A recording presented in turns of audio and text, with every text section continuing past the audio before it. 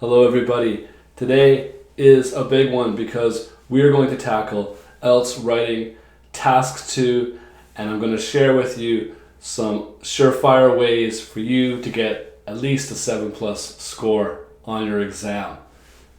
If that's something that piques your interest, by all means, stick around.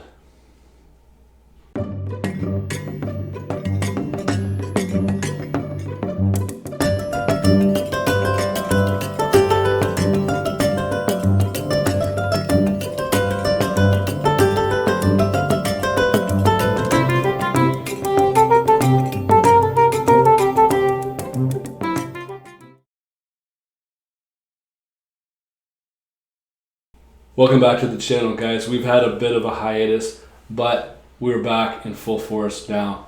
My name is Kevin. I'm an English teacher and writer who is here to share some simple and effective study tips with all of you that I've built up over the course of nearly 17 years teaching IELTS, TOEFL, and students, international as well as native English speakers. If you feel this content is beneficial to you, definitely give it a like and click that subscribe button. If you want to keep up to date on any of my publications and check out handouts for all my videos, study tips, you can visit my website, kevindonor.com, as well. Just to review, if speaking, and in particular the IELTS speaking evaluation criteria, is something you're not sure about how to meet, go back and revisit my last video. I'm giving you some awesome tips on IELTS speaking part 3 that will definitely help you traverse the IELTS waters and have some smooth sailing. The one thing we always want to do when we prepare for any kind of test whatsoever is to know where our mark is coming from. When we look at the evaluation criteria for the IELTS essay, we have 4 areas that your mark is coming from. 3 of these I've mentioned quite a bit in some of my earlier videos: lexical range, coherency, and cohesion, as well as the grammatical range. So I'm not going to get into any details on those in this particular video, but go back, check out my other stuff, because we do cover it in terms of speaking, because it applies to your speaking mark as well. Today we're focusing strictly on task response. The main thing you need to do to fulfill the task response criteria is basically answer the question with a well-organized and structured essay that is on topic. We're talking about coming up with your argument, that is your thesis statement. We're also aiming to give good examples and reasons that are logical and, again, very on topic, well structured, and of course detailed as well. So in terms of the depth and the details, it's great if you can give 1 or 2 clear examples for each main point that you're going to make. And typically we're looking at a 4-paragraph essay, but I'll get more into the structure later. When we're talking about a clear and fully developed position, we basically mean your thesis statement. And again, I'm going to tell you why the thesis statement is always the most important sentence in any essay. We really just want to remember that our thesis statement includes all the key words from the question and states what side you are on, agree or disagree, and so forth. In addition, when we're adding depth, your reasons are well supported. So we're stating the importance of something, the effect of something, and these are just things that we can do to build strong reasoning in any essay. This applies to speaking as well. Any lapses in the content and support are very rare, so we're making sure, again, that you don't go off topic. Everything you say is going to connect to the topic question, and all these main points are going to connect back to your main argument, that is your thesis statement. Okay, this is the evaluation criteria, and I'm going to show you how to meet all of it, and as well as just going above and beyond that.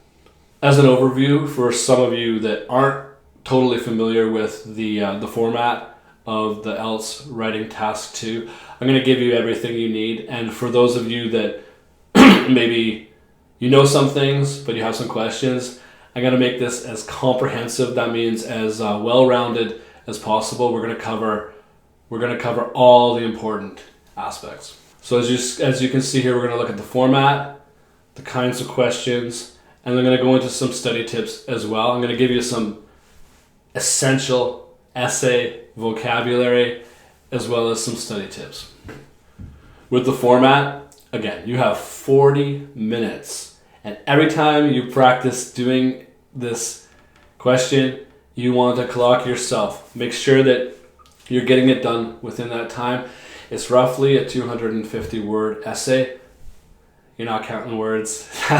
It's about a page.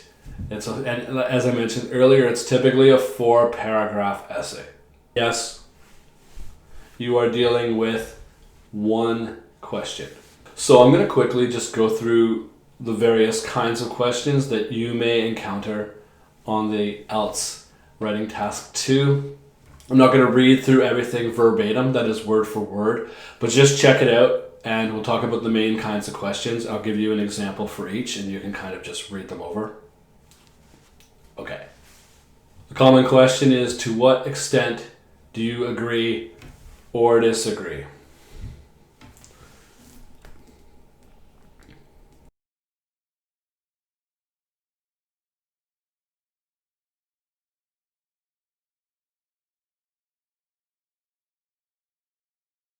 You may also get a question that asks you to discuss both sides, the advantages, the disadvantages. Let's look at an example.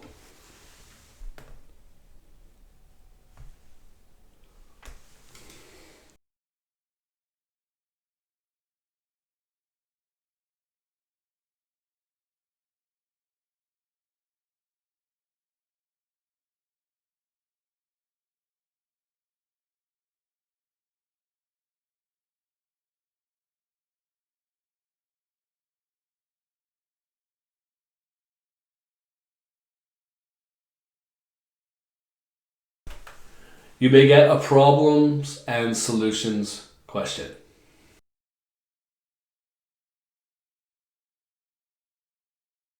You might also encounter a 2-part question.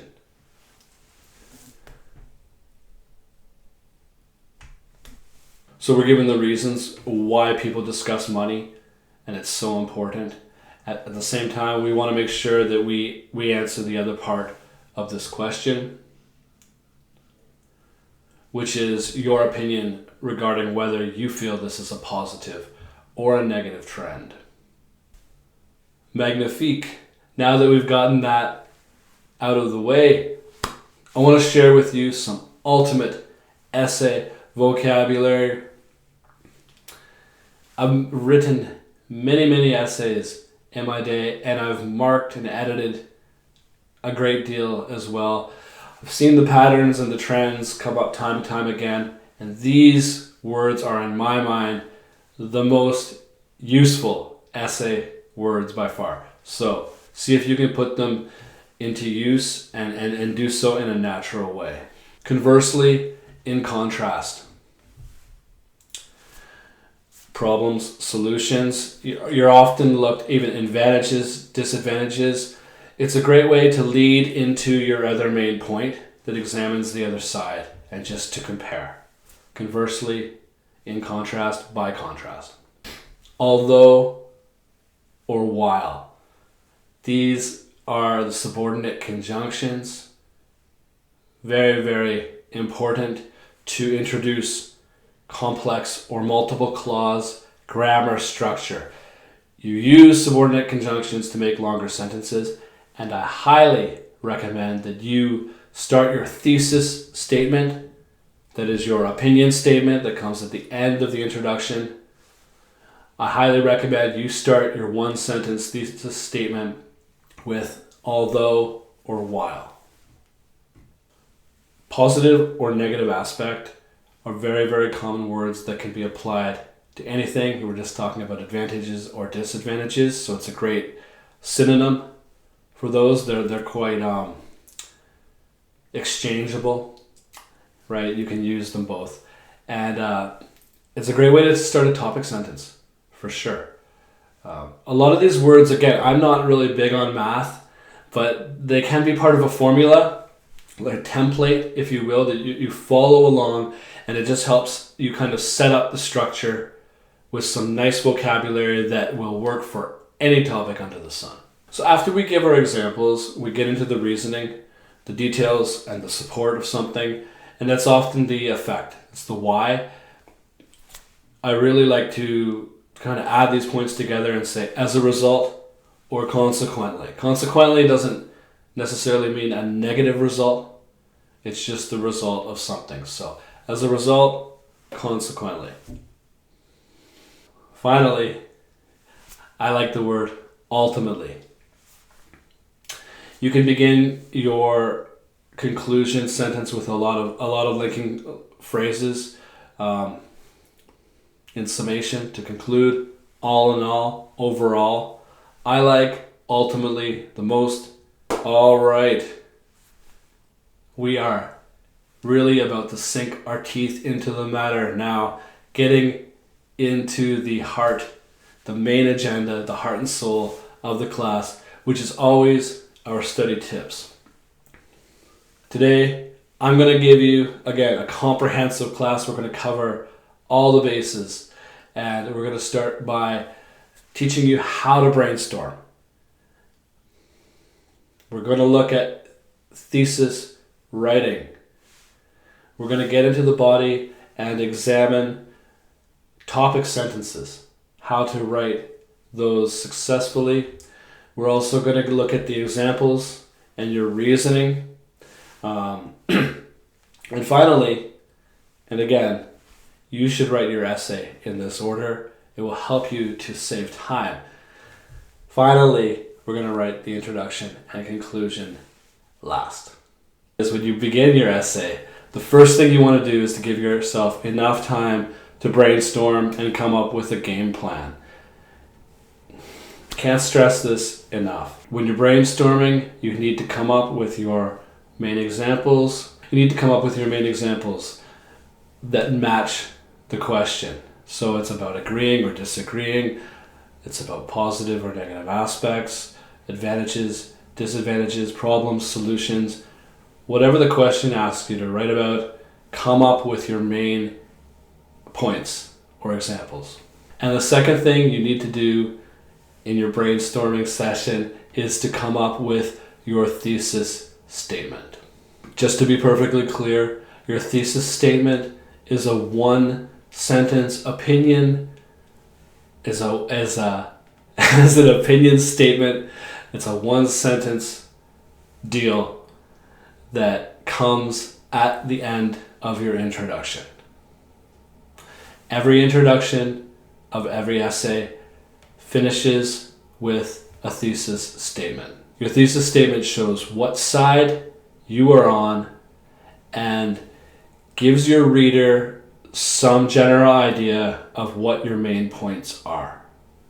So just to be perfectly clear, no confusion whatsoever. This is the last sentence in your introduction, but you need to write it first. You might be asking yourself, why is the thesis statement the most important sentence in my essay? It's very simple. It's because everything in your essay will come back to your thesis statement, and when your teacher or IELTS examiner is marking your essay, he or she will constantly come back to your thesis statement and look at your topic sentences, look at your examples and reasoning to make sure everything is relevant and on topic and matches that thesis statement. Another thing you want to keep in mind that the thesis statement is not only a map for you to follow to be well structured, but it's a map for your reader. And as I just mentioned, everything in the thesis statement will connect to all the parts in your essay. Some people may say to me, many students come to me and say, Kevin, you know what? I only have 40 minutes. I'm just going to start writing this essay. Look at the question and I'll start writing this essay. What happens? Why can't I just do that? It's a fair question, and I understand that you want to save time. However, it's quite probable that by not brainstorming and not coming up with a structured plan, you will actually waste more time because you may go off topic. And at the same time, you want to have an organized thesis statement to follow so that your essay is organized and structured. So what I want to do now is just walk you through a typical brainstorming question. We're going to write an essay now from start to finish. I'm going to give you a real model IELTS question, and again, we'll go through everything. Ideally with your brainstorming session, and the more you practice this, you'll get it down, but I recommend that you spend about 5 to 7 minutes doing so, coming up with your main points and your thesis statement. Here's our question. A rise in the standard of living of a country seems to benefit the city rather than rural areas. What problems can this cause? You see right away, and we have the problems. You never have problems without solutions. So how might these problems be reduced? So when we're brainstorming, we look right away and evaluate the question.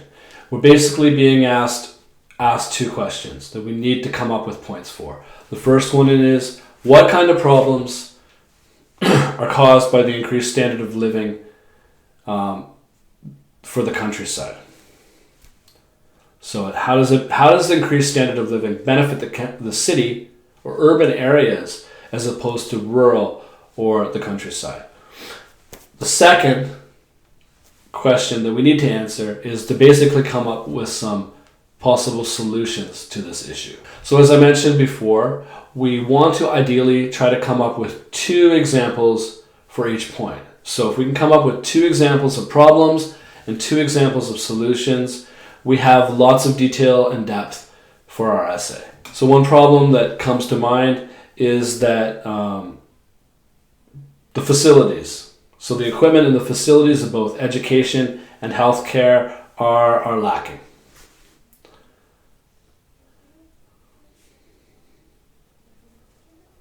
The second problem that this affects as well is that we have less workers, basically,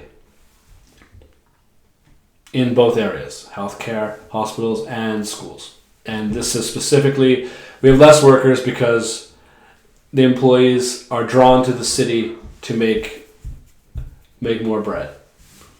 So again, while we're brainstorming, we got our 2 problems, and let's come up with 2 solutions as well. This would be ideal. If you only have 1 for each, that's fine, but try to come up with a couple. So when we're looking at solutions, one possible resolution to this problem would be for the government to save enough money in their budget to develop the rural areas. And a second potential solution is to give extra benefits to both the healthcare and educational systems to try to keep or draw workers towards the countryside. Beautiful. So we got our main points. That's excellent. Now we want to kind of put these together in our thesis statement. Remember, this is all part of our brainstorming session. Okay, so let's write a 1-sentence opinion statement that shows our main points. We want to paraphrase. That means take the words from the question and rephrase, say them in other words, and give our main points on problems and solutions. Once again, we're putting in that vocabulary, although, and you can see how it introduces or creates a longer sentence. Although a rise in the standard of living creates difficulties for those in the countryside, such as lack of facilities, such as reduced educational or medical facilities, and a lack of professional workers. A properly planned government budget and benefits and other incentives, those are our benefits, may resolve this conflict, may resolve this dilemma. As an aside, people have the route map or not route map question. It means, do I put my points in my thesis statement or not? It kind of depends on the question. So for this question, we're asked, what are some problems and solutions? Which means that in this case, we kind of should, and we need to, put our main points in the thesis statement. Say, on the other hand, if we're asked the advantages or disadvantages, we may not have to put these main points in the thesis statement. Because it might be like, while there are many advantages of rapid development for the urban areas, the disadvantages for those in the countryside outweigh these benefits.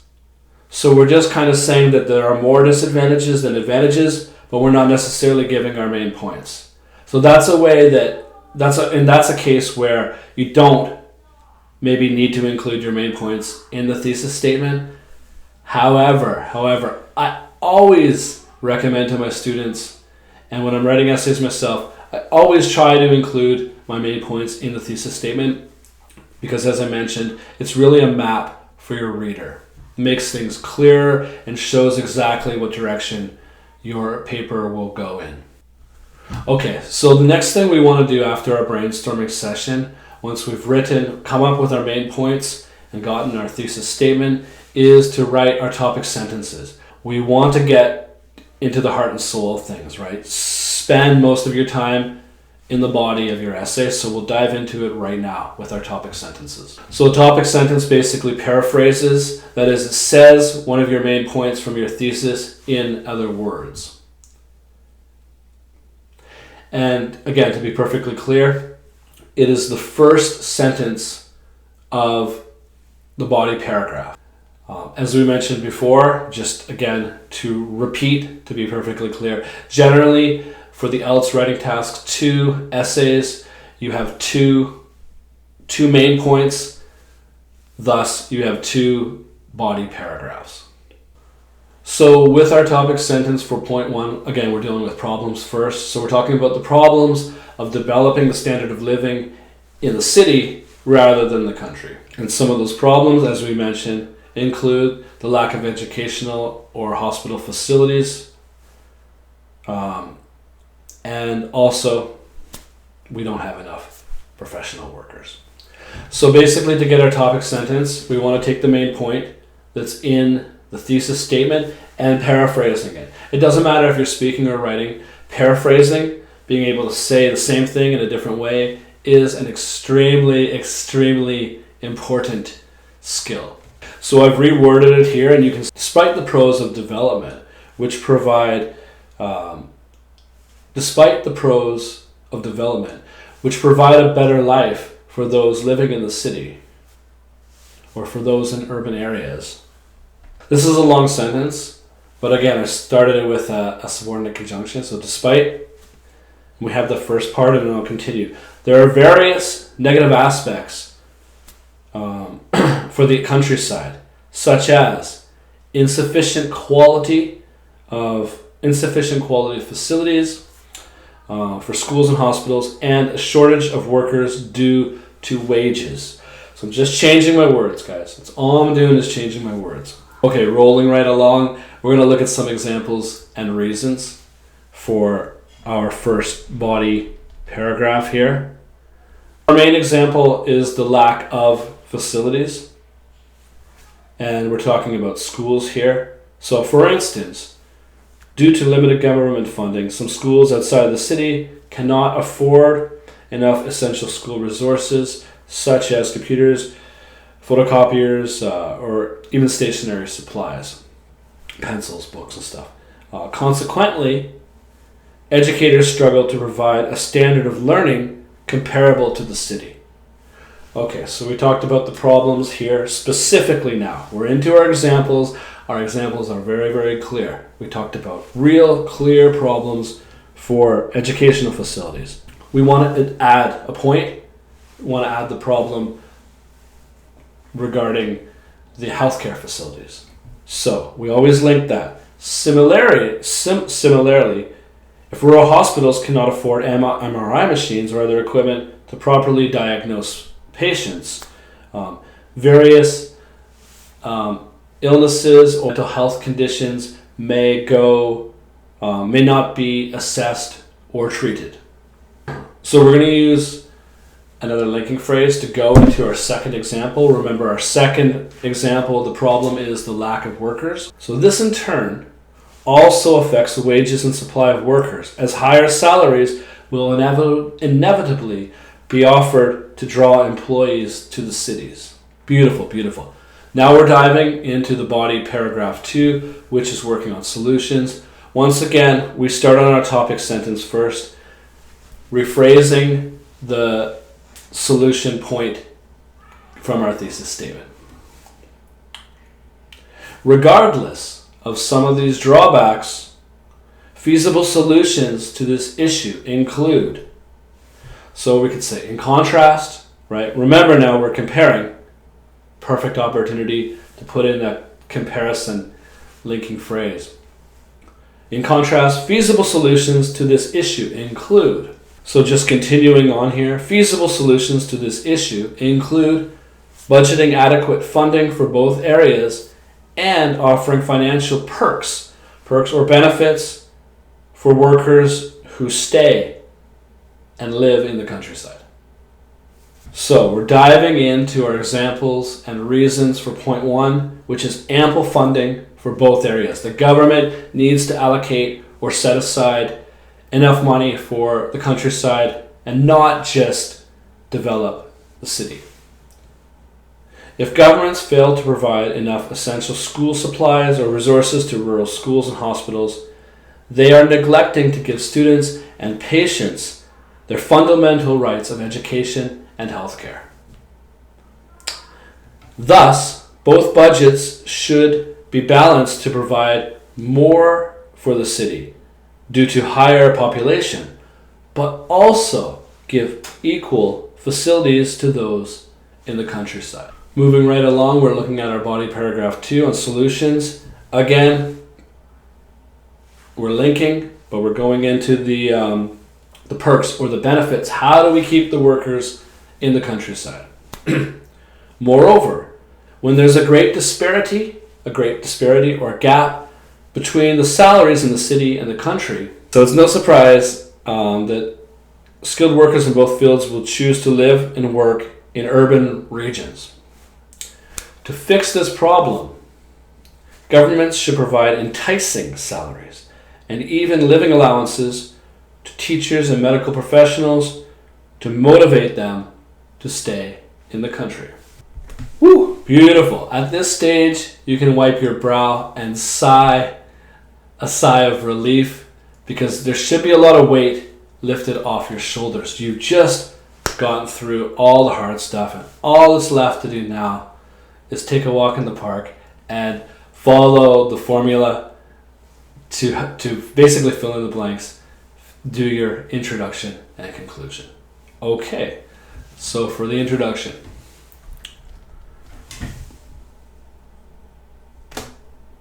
And really, guys, save time by writing this second to last.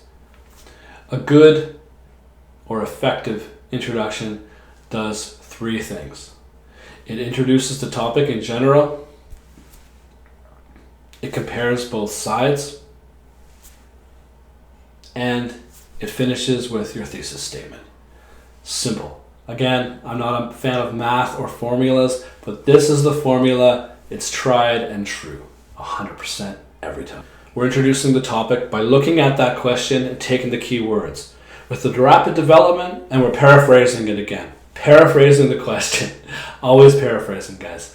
With the rapid development of living standards worldwide, many fear that the city residents reap all the benefits, whereas those in the country struggle to improve. We want to compare both sides now that we've introduced the general topic.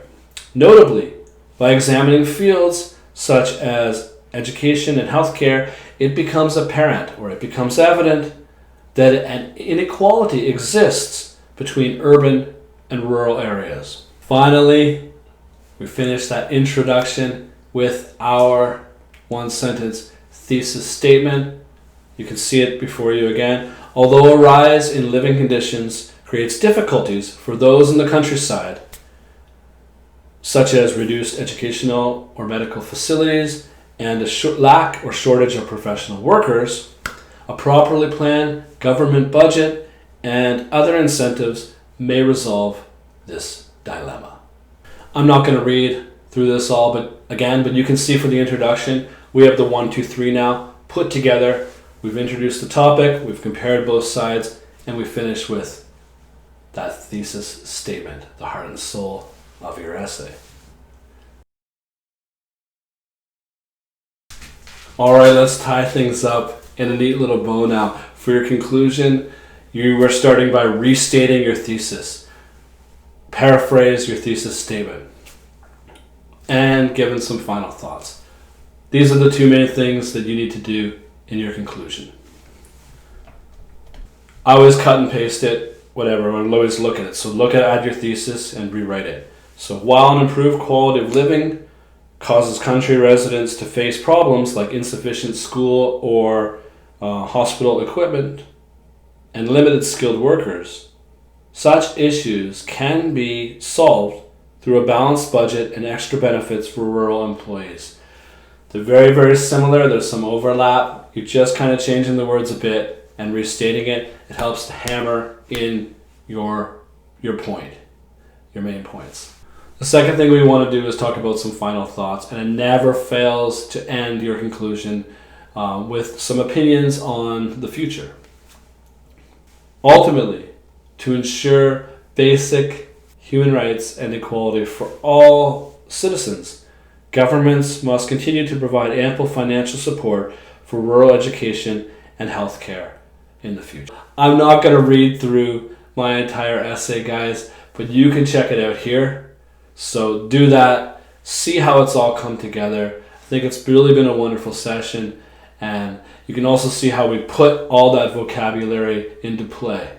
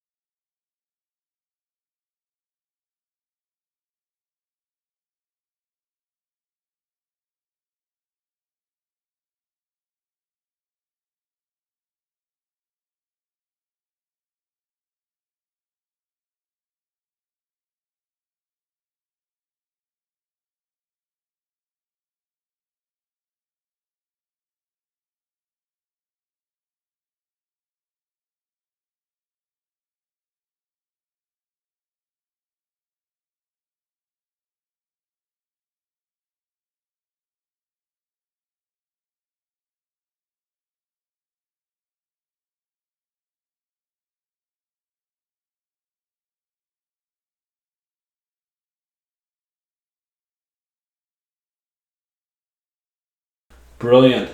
Now, for our daily exercise this week, I want you to go through all these things: brainstorming, thesis writing, topic sentences, examples, reasons, introduction, conclusion, and edit. Don't forget to edit, and if you can, read it aloud, okay? By reading aloud, your mistakes will kind of jump off the page and you'll catch them much quicker. It is a tried and true technique for all writers. Add your ultimate essay vocabulary that we've covered today into the mix, and I think you will find that this is a great formula for attaining at least a 7 score on your IELTS writing task 2. I'd very much like to hear your opinions. Like I said, If you feel this video has helped you in any way, don't be shy about clicking that subscribe button. I know we had way too big of a gap between the last video and this one, and I apologize for that, but I hope to get back into a consistent routine of producing videos because I really like to share these tips with all you guys. I wish you nothing less than the very best. Keep studying so that all these techniques, so that you can use all these techniques in a very natural way, and we will see each other again very soon. Take care, guys.